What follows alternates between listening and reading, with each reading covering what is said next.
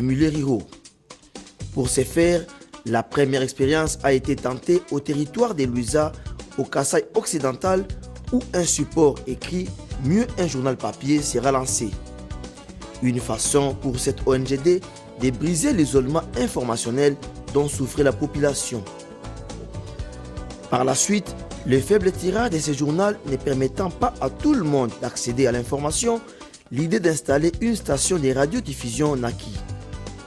La station est dénommée Radio en vol et émet sur la fréquence modulée FM avec une grande couverture et dont les écoutes parviennent à Chikapa, à Dibaya, à Kazumba pour les Kasaï occidental, à Kamiji, à Mweneditu pour les Kasaï oriental.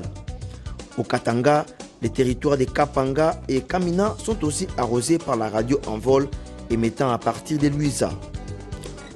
Aujourd'hui, les compatriotes congolais installés en Angola sont aussi informés de ce qui se passe dans leur pays grâce aussi à cette station de radio. D'autres expériences dans le domaine de l'audiovisuel ont été faites dans d'autres provinces.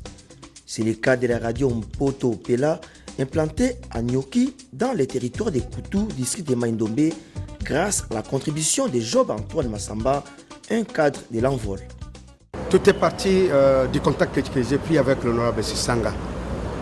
L'homme, avec ses idées, j'ai trouvé que c'était un grand travailleur. Je me suis inspiré de ce qu'il a fait à Luisa pour que moi-même aussi, en tant que cadre de l'ONGD en vol, je fasse aussi de la même façon dans mon territoire de Koutou, et précisément dans le district de Maïndombe. De là est partie l'idée de faire un peu des économies. Au départ, je ne m'y attendais pas que je puisse arriver à réussir l'achat d'une radio.